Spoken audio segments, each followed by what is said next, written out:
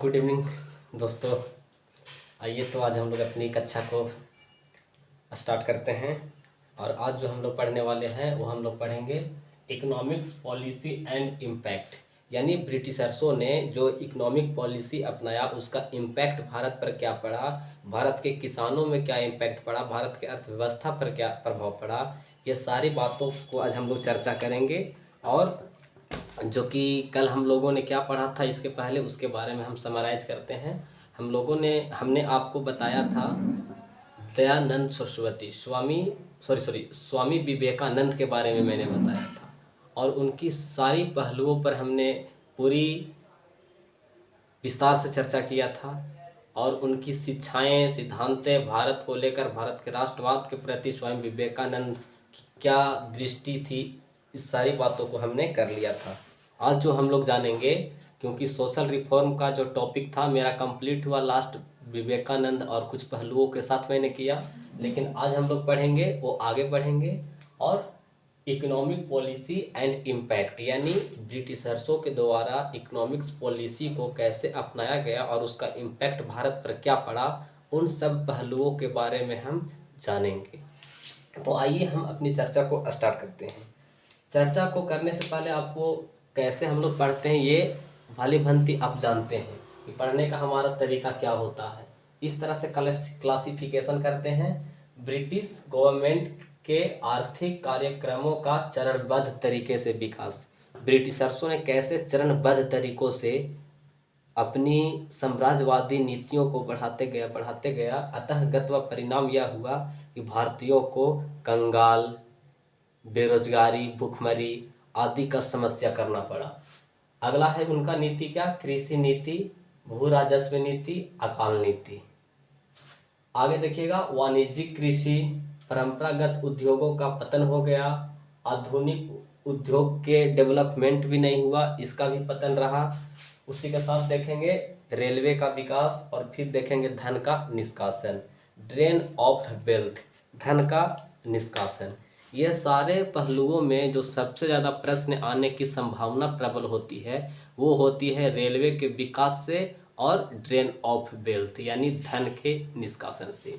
तो इन सब बात को आपको गौर करना होगा ताकि आप ज़्यादा से ज़्यादा एग्ज़ाम में, प्रीलिम्स और मेंस दोनों एग्ज़ाम में ज़्यादा से ज़्यादा आप सरप्लस कर पाएँ। क्योंकि अमूमन सब लोग जो हैं 40, 45, 46, 49 के आसपास रहते हैं, लेकिन आपको उससे ऊपर जाना है। प्रीलिम्स की एग्ज़ाम में 52, 53 जाना है, तब आप सेफ जोन में रहेंगे। तो आइए हम अपनी कक्षा को स्टार्ट करते हैं आगे। चरणबद्ध तरीकों में मैंने जो इसका क्लासिफिकेशन किया है उसका ये है कि 1857 से 1813 ये पहला चरण है। 1858 से 1813 ये पहला चरण। इस चरण को हम बोलते हैं वाणिज्यिक चरण। क्या बोलते हैं? वाणिज्यिक चरण। अगला है 1813 से 1853, इसको हम बोलते हैं औद्योगिक पूंजीवाद का चरण। अगला जो है 1853 के बाद का चरण, और इसमें विशेष तौर पर दो है। औद्योगिक पूंजीवाद प्रबल होता गया और वित्तीय पूंजीवाद का आगमन सुदृढ़ होता गया, और अन्य प्रकार के फाइनेंसर आके भारत में अपना पूंजी को निवेश कर रहे थे। तो आइए पहला हम चरण को जानते हैं कि 1857 से 1813 के अंतर्गत कैसा पॉलिसी रहा। आपको पता है कि 1857 में बैटल ऑफ 1857 में क्या हुआ, बैटल ऑफ रिवॉल्ट हुआ, प्लासी का युद्ध हुआ। और 1757 में देखिएगा तो प्लासी का युद्ध हुआ। अब इस वाणिज्यिक चरण के अंतर्गत क्या हुआ था, तो ब्रिटिशर्सों ने भारत से माल खरीदकर विदेश ले जाकर बेच रहे थे। याद रखिए कि इसकी चरणबद्धता को पढ़ने के लिए हम इसको 3 कालखंडों में बांटते हैं। पहला 1757 से 1813 का चरण, और दूसरा 1813 से 1853 का चरण, और अगला 1853 से 1853 के बाद का चरण। तो आप यदि ऐसे पढ़ते हैं तो आपको चीज़ें जो हैं बहुत ज़्यादा याद रहेगी। तो आइए हम अपनी कक्षा को प्रारंभ करते हैं। वाणिज्यिक चरण के अंतर्गत देखिएगा कि ब्रिटिश भारत से माल खरीदते थे और विदेशों में जा जाकर बेचते थे। और यहाँ से चूँकि कम मूल्य पर खरीदते थे माल, और भारत से बाहर ले जाकर यूरोपियन कंट्रीज़ में ले जाकर ये उच्च दामों पर बेचते थे, जिससे यह सरप्लस एग्री और सरप्लस मुनाफा कमाते थे। सरप्लस का मतलब होता है अत्यधिक मुनाफा, यानी संभावनाएं से ज़्यादा कमा लेना। वो हो गया। आगे देखिए, कम मूल्य पर खरीद कर ज़्यादा मूल्य पर बेचना या बेच देते थे। अगला देखिए, ब्रिटिश भारतीयों का अपने लिए काम करने हेतु दबाव डालते थे। कई बार देखा गया है कि ब्रिटिशर्स अपने हित के लिए भारतीयों पर दबाव बनाते थे, कि तुम हमारे हित में कार्य करो। आगे देखिएगा कि भारत में आंतरिक व्यापार बन गए, और वो कब बने अंग्रेज? तो बक्सर की युद्ध और प्लासी की युद्ध से ही इसकी गतिविधियां शुरू हो गई थी, और पूर्ण तौर पर बक्सर के युद्ध आते आते इन्होंने उसे भी जीतकर बंगाल में द्वैध शासन लगा दिया, जहां पे एक तरफ राजा के शासक का, जो भारतीय नवाब था उसका शासक, और दूसरा ब्रिटिश का रूल था। इन सब के बारे में हमने बात किया। तो आपको वाणिज्यिक चरण समझ में आया होगा। अब औद्योगिक पूंजीवाद क्या है? तो औद्योगिक पूंजीवाद में क्या हुआ कि 1773 के पहले द्वैध शासन तो बंगाल में लग ही गया था। अब इसी के अंतर्गत देखिएगा कि इसमें ब्रिटिशर्स के इंडस्ट्रियलाइजेशन के लिए अत्यधिक बढ़ावा दिया गया। इन्होंने भारत में कच्चा माल का बढ़ावा दिया। अब भारत में ब्रिटिशर्सों ने कच्चा माल का बढ़ावा दिया, और कच्चा माल का ज़्यादा प्रोडक्शन होगा तो उससे इंडस्ट्रियल रिवोल्यूशन आएगा कि नहीं। अब भारत में कच्चा माल है, यानी रॉ मटेरियल है। अब इस रॉ मटेरियल को उत्पादन करवाने में ब्रिटिश बहुत बल दे रहे हैं, ताकि उसे कच्चा माल मिले, और कच्चा माल ले जाकर वो ब्रिटेन में बेचे, और वहाँ से विनिर्मित वस्तु, बनी बनाई वस्तु फिर भारत में लाकर पुनः बेचे। यानी भारत का पैसा, भारत का माल, भारत के ही वस्तु भारत में ही बिक रहा है। तो इसी को कहते हैं हम क्या, कि धन का एक तरफा बहाव, ड्रेन ऑफ वेल्थ, धन का निष्कासन। तो आगे हम लोग जानेंगे। तो इन्होंने औद्योगिक पूंजीवाद में क्या किया कि इन्होंने अपनी इंडस्ट्रियलाइजेशन का बढ़ावा दिया। फिर देखिएगा कि इसी के काल में कॉर्नवालिस आते हैं, लॉर्ड कॉर्नवालिस। लेकिन कॉर्नवालिस का जो शासन काल है वो विशेष तौर पर माना जाता है ट्रायल एंड एरर इसलिए कि गलती और प्रयोग करने का ही इसका काल रहा, क्योंकि इन्होंने जितना भी नीतियां बनाया वो नीतियां कभी सफल हुई कभी असफल हुई। तो इसी को कहते हैं ट्रायल एंड एरर। अगला देखिएगा 1853 के बाद अब चरणबद्ध तरीकों से भारत को जीतने में 3 तरह के इन्होंने गति प्रावधान किया। किस तरह से? चरणबद्ध तरीकों से। भारत को ब्रिटिशर्सों ने चरणबद्ध तरीकों से जीता, और चरणबद्ध तरीकों में पहला 1757 से 1813 उसमें वाणिज्यिक नीति अपनाया, वाणिज्यिक चरण अपनाया। उसके साथ साथ देखिएगा कि 1813 से 1853 के बीच में इन्होंने औद्योगिक पूंजीवाद का बढ़ावा दिया। फिर 1853 के बाद से इन्होंने क्या बढ़ावा दिया? तो औद्योगिक पूंजीवाद को प्रबलता दिया, और पूंजीवादी और वित्तीय फाइनेंसरों का आगमन हुआ भारत में। अब प्रबल हुई का मतलब क्या? 1853 के बाद, यहाँ पे 1853 में क्यों ले रहा हूँ?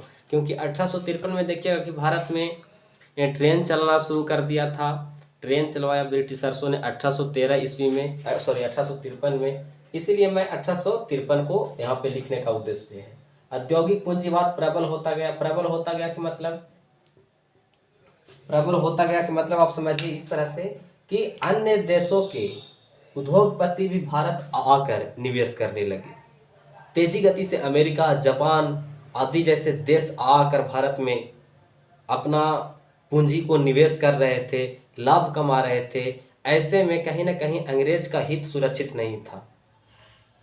ऑलरेडी अंग्रेज भारत में अपना उपनिवेश कर रहा है, अपना व्यापार कर रहा है, और उसी के दरमियान देखिएगा तो अमेरिका और जापान जैसे देश भी भारत में अपना निवेश करना शुरू कर दिए। तो अंग्रेजों को लगा, सबसे पहले भारत को जीता कौन? अंग्रेज जीता, एक कंपनी जीती, ब्रिटिश गवर्नमेंट जीती। लेकिन उन सबों के दौरान देखिएगा कि 19वीं और 18वीं सदी में तेजी गति से अमेरिका और जापान भी भारत को अपना बाजार बनाना शुरू कर दिया, यहाँ से मुनाफा कमाना शुरू कर दिया। ऐसे में स्वाभाविक था कि ब्रिटिश कंपनी को इस बात का दुख होता कि अमेरिका और जापान जैसे देश भारत में निवेश ना करें, क्योंकि अमेरिका और जापान मिल जाता था तो अंग्रेजों से भी कहीं ना कहीं एक बहुत पुरजोर साम्राज्य बन जाता था। तो ऐसे में ब्रिटिश कंपनी को इस बात की डर थी, इसलिए आगे चल के ये नीति अपनाएगा कि कैसे अमेरिका और जापान जैसे देशों को भारत से निकाला जाए। अंग्रेजों को ये मानना था कि अनैतिकता, अनहीनता, अमानवीय का बोझ हम पर हो और उधर फायदा मुनाफा अमेरिका और जापान कमा ले, ये इनका सोच था। तो अन्य देशों के उद्योगपति भी भारत आते रहे। फिर देखिए यातायात शुल्क, इसको मैं आगे 5 मिनट के बाद बताता हूँ। वित्तीय पूंजीवाद के तहत क्या हुआ कि आगमन हुआ फाइनेंसरों का, बहुत बड़े बड़े उद्योगपतियों का आगमन हुआ। फिर इसी के तहत देखिएगा land revenue. Land revenue policy क्या था, यानी लैंड रेवेन्यू का मतलब क्या होता है, भू राजस्व।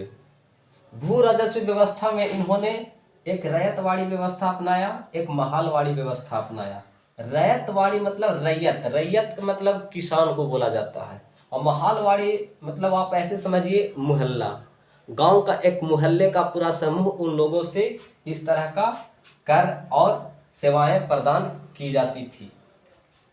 आगे देखिए इसी कड़ी में यहाँ पे आपको पता चलेगा कि 1916 में हॉलैंड एक के आयोग आया, और इस आयोग से ब्रिटिशर्सों ने सुझाव मांगा कि हम अपनी स्थिति को ठीक करने के लिए क्या करें, क्योंकि ये वह टाइम है जिस समय ब्रिटिश बहुत ही आर्थिक रूप से कमज़ोर हो चुकी थी और गुजर रही थी। तो जो 1916 में हॉलैंड आयोग आया, हॉलैंड आयोग ने सिफारिश दिया कि अब देखिए जो व्यवस्था बनाया ब्रिटिशर्सों ने, जो इन्होंने भारतीयों पर रैयतवाड़ी और महालवाड़ी के माध्यम से, ब्रिटिशर्सों ने रैयतवाड़ी और महालवाड़ी व्यवस्था के अंतर्गत जिससे किसानों को हतोत्साहित किया, तो इसी भावना को कम करने हेतु ब्रिटिशर्सों ने हॉलैंड आयोग लाया और उससे सिफारिश मांगा कि तुम बताओ हम कैसे भारतीयों के मन को और दिल को जीते। तो उन्होंने बताया कि जो आप कर लगाए हैं भारतीयों पर 3.5 का सीमा शुल्क, कस्टम ड्यूटी, इसको आप हटा दीजिए। तो ऐसे में वो पूर्ण रूप से चाह रहे हैं कि हम भारतीयों को दिल और दिमाग जीत को रखें।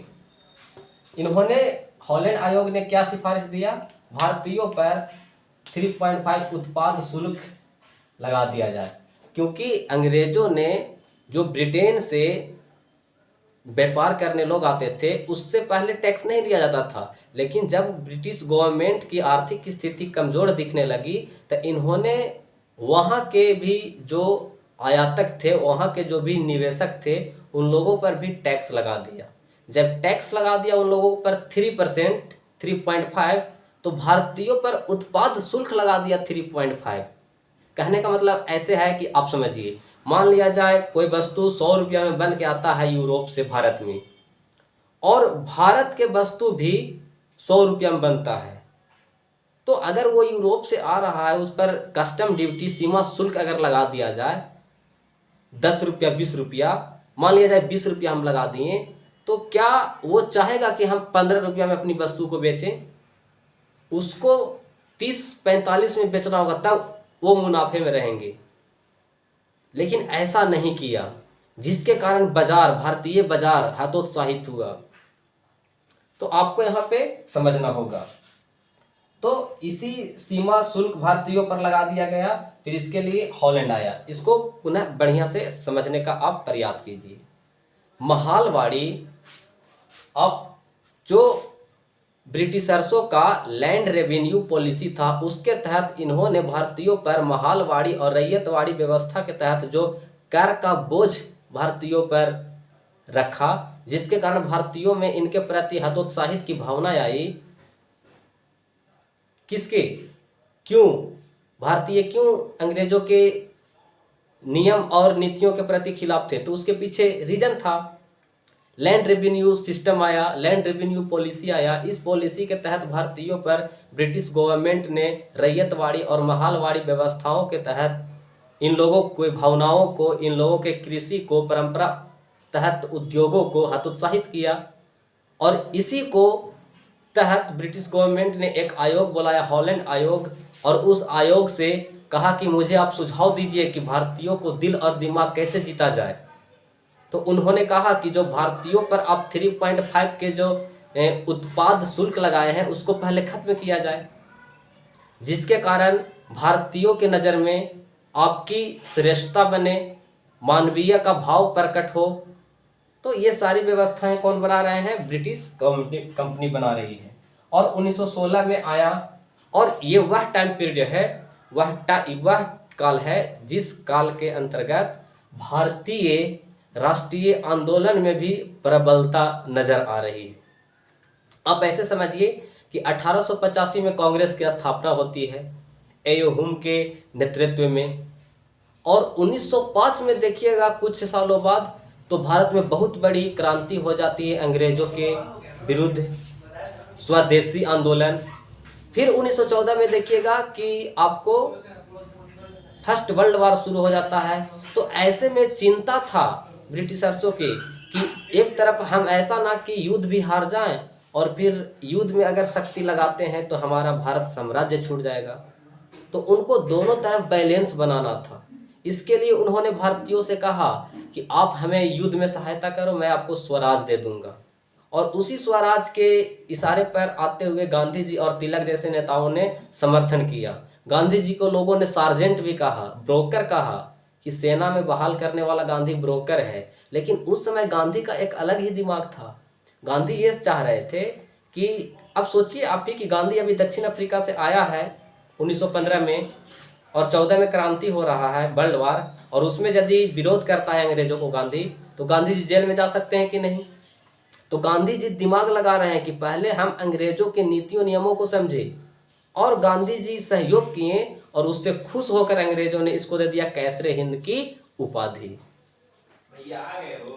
तो आप ऐसे समझिए चीजों को, तब आपको समझ में आएगा कि 1885 में यानी 1885 में इंडियन नेशनल कांग्रेस की स्थापना होती है ए हुम के शासनकाल में। और फिर देखिएगा कुछ दिन बाद, कुछ समय बाद कि अंग्रेजों के प्रति पुरजोर विरोध होता है भारतीयों के द्वारा। और ये पार्टी जो है इसकी स्थापना हुई थी बम्बई में। कहाँ हुई थी? बम्बई में हुई थी, और संस्कृत कॉलेज में हुई थी। हम फैक्ट नहीं बोलना चाहते हैं ताकि आपको कॉन्सेप्ट समझने में दिक्कत हो, और फैक्ट तो ऐसे ज़रूरत है ही, लेकिन ज़्यादा से ज़्यादा मैं चाहता हूँ कि आपको कॉन्सेप्ट समझ में आए। और कॉन्सेप्ट यदि समझ में आता है ना, तो क्या होता है कि फैक्ट मछली की तरह होता है, जाल की तरह होता है, वो आपको याद हो ही जाएगा। तो आइए फिर पुनः इसे जानते हैं। 1885 में इंडियन नेशनल कांग्रेस की स्थापना हुई डफरिन के गवर्नर जनरल और ए.ओ. हुम जो थे उसके नेतृत्व में। यानी इंडियन नेशनल कांग्रेस की स्थापना 1885 में हुई ए.ओ. हुम के नेतृत्व में, और 1905 में देखिएगा स्वदेशी आंदोलन हो गया भारत में बहुत बड़ा। और फिर 1914 में देखिएगा फर्स्ट वर्ल्ड वार शुरू, अंग्रेजों के लिए हो गया आफत। अगर उनको लगा कि ऐसा ना कि हम वर्ल्ड में युद्ध भी हार जाएं, और उस पर ताकत लगाने के लिए ऐसा ना हो कि भारत छूट जाए हमारे हाथ से, तो ऐसे में वो भारतीयों से कहा कि आप हमारे युद्ध में सहायता करो, इसके बदले मैं आपको स्वराज दे दूंगा। अब आगे चल के देखिएगा कि गांधी जी और तिलक जैसे नेता ने अपने लोगों को प्रेरित किया कि आप ब्रिटिशर्सों के युद्ध में जाकर लड़ो, सहयोग करो। अब गांधी जी ऐसा नहीं कि चाहते थे अंग्रेजों को सहयोग करें, लेकिन यहाँ पे वो अपना दिमाग अप्लाई कर रहे हैं। उनका दिमाग समझिए। अब 1915 में आए हैं, 14 में युद्ध हो रहा है, और गांधी जी आए हैं और तुरंत कहेंगे कि अंग्रेज मुर्दाबाद, अंग्रेज वापस जाओ। गांधी जी जेल में होंगे, कल होंगे कि नहीं, आप समझिए। तो गांधी जी का ये रणनीति है, और अंग्रेज उसी सहायता से खुशी होकर अंग्रेजों को दे दिया कैसर हिंद की उपाधि, और गांधी को कहा कि ये बहुत अच्छा आदमी है। लेकिन यही गांधी आगे चल के नारा देगा करो या मरो। खैर यहाँ मरो और मारो सा तात्पर्य नहीं है, मतलब चाहे जी लो या अपना स्वराज ले लो, अर्थ ये है। तो आपको ये विचार समझना होगा गांधी को, तो आप ये समझ गए। फिर देखिएगा कि हॉलैंड आयोग के बाद एक और पॉलिसी बना, protection tariff policy. Protection tariff policy ने अनुशंसा दिया कि टैरिफ बोर्ड बनाया जाए जो सीमा शुल्क से संबंधित सभी विशेषज्ञ और उसके सुझाव पर कार्य किया जाए। उसी के सुझाव पर विभेदकारी, संरचनात्मक और प्रशुल्क नीति चलाया गया। यानी विभेदकारी, इन्होंने बताया कि आप भारतीय उद्योगों को भी संरक्षण दें, सहायता करें। आगे देखिए 1932 में साम्राज्यवादी वरीयता देते हुए कुछ ये नीति अपनाया। उसका उद्देश्य क्या था? ब्रिटिश साम्राज्य देशों को आगे बढ़ाना, कम से कम अपनी हित को सुरक्षा रखना और ज़्यादा से ज़्यादा भारतीयों को शोषण करना और बाहरी जो ट्रेडर आए हैं उसको भारत से निकालना। ब्रिटिश उद्योग